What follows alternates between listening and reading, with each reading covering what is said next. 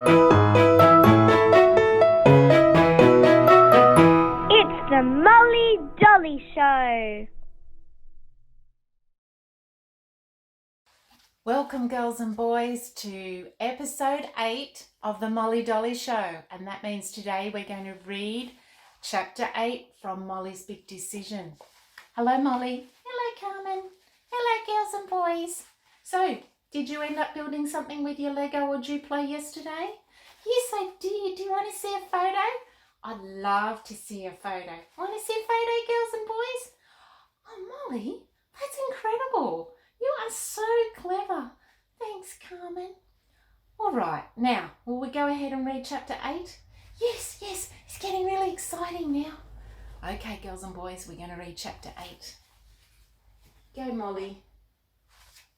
And this chapter's called A Big Decision. Hang on, that's the name of the book, A Big Decision. Sarah greeted Molly at the palace and showed her to the library. The king was seated on his throne. This seemed to be his favourite room. Here, your majesty, Molly handed the golden pouch to the king and heard something rattle. Quickly peering into the pouch, she realised the 6 blue tokens were still there. Oh no. I was so sad about my shoes, I forgot to go back to the church. Her heart sank with disappointment. Molly, the king quickly assured her in a calm voice, it's okay. You haven't done anything wrong. We can arrange for those blue tokens to be delivered another time. He gently took the pouch from Molly's hand and she breathed a sigh of relief. His response was very different from the response she would have received from Mr or Mrs Furrows. The king smiled. Molly, my dear child, you learnt your job so well. I'm pleased that you could tell I was nearby when you discovered Deborah wearing your shoes. You didn't give up and return early. Every day will be a new adventure.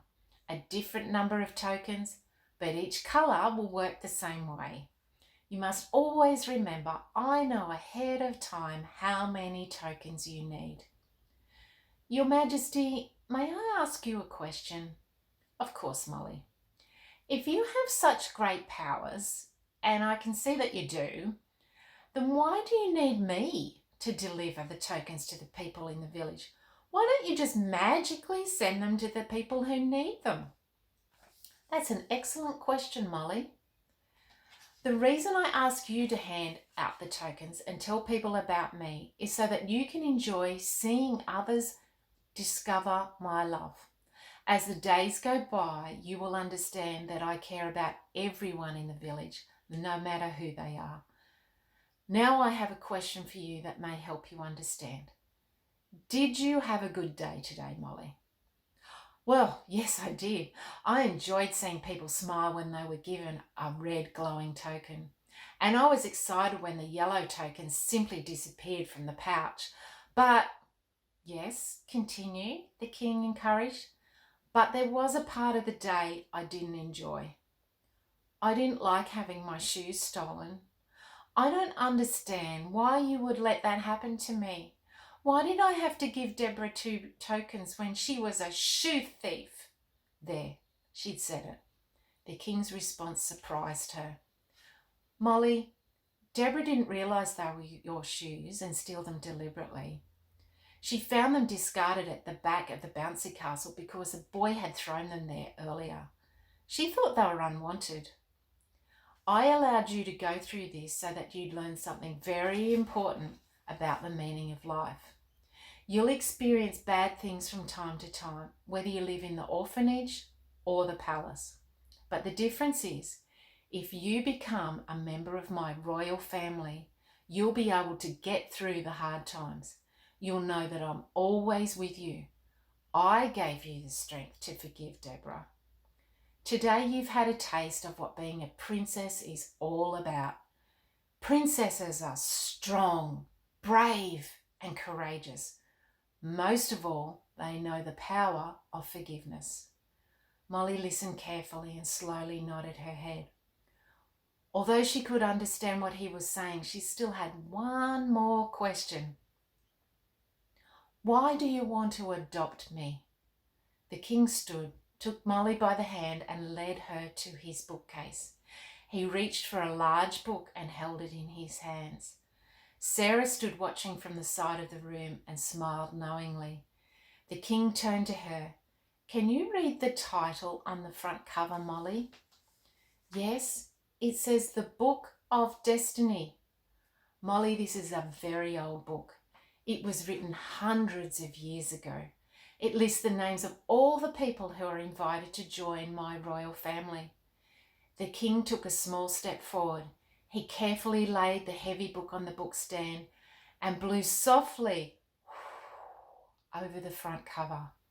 Molly could tell this was a very special moment. He took a step back and the book magically came to life. Tiny sparks of glitter shimmered in the air. The front cover opened wide and one by one the gilded pages started to flutter and turn. They turned quickly for a time, then finally slowed to a stop. A brilliant blue light suddenly glowed from the book and started to swirl around the room. Molly's eyes grew wide as she followed the light. She looked back at the book just in time to see two blue words move and lift off the page. Molly Greenwood. It was her name. As the words floated above the page, the king spoke softly to Molly. "Molly, the palace came to your village for one simple reason: to invite each child in the orphanage to join my family. The Book of Destiny showed me that you were the first person in the orphanage ready to receive an invitation. Molly, you have been destined from the beginning of time to be a princess. Will you accept my offer and become one of my children?" "Yes, Your Majesty, I accept." She smiled up at the king. Immediately, the floating words began to fall apart. Their tiny blue letters changed in colour to gold and began to chase each other in circles. The letters raced around in the air as if they were in a mini whirlwind. Molly grinned from ear to ear with joy. More golden letters magically appeared and joined in the chase. After a while, the letters slowed down. One by one, each letter floated down and found a new place on the page. And it read, "Princess Molly, daughter of the king." "Oh my!" Molly exclaimed. Molly would remember this moment for the rest of her life. The king gently closed the book and placed it back on the shelf. He turned to Molly and gave her a gentle hug. Sarah walked over and took Molly's hand in hers. "I'm so pleased that you chose to live with us, Molly. I'm honoured to be your companion. We're going to become such good friends, I just know it." "Now, Molly," the king said enthusiastically, "one more thing." With a wave of the king's hand, a new pair of shoes magically appeared on Molly's feet. They were covered with silver stars that twinkled when she moved. These shoes were every bit as special as the first ones. "Oh, thank you, Your Majesty," Molly cheered as she jumped up and down. "Well then," the king said excitedly as he clasped his hands, "we have some things to organise. Sarah, will you please walk Molly back to the village?" Sarah nodded yes. "In the meantime," he continued, "I'll prepare the special legal adoption papers for Mr and Mrs Furrows to sign. Molly, I'll visit you first thing tomorrow morning," he assured her. "Sleep well." And that's the end of chapter 8. Molly, there's only one chapter left in your book, Molly's Big Decision. And you know what's going to happen, don't you? Yes, I do, girls and boys, and I'm so excited. You seriously have to come back here tomorrow and listen to the last chapter of my book, Molly's Big Decision. Well, that's a great idea. Now, what are you going to do tomorrow before we read to the children? I got a brand new jigsaw puzzle given to me, Carmen. So I'm going to do my jigsaw puzzle tomorrow. It's got 200 pieces, so I think it's going to take me all day. Yes, yeah, it will. Molly, 200 pieces. I'm not sure that you can do that by yourself in one day. Yes, I can. Are you really sure? Perhaps you should ask a friend. Oh, that's a good idea. My friend Rich could help me.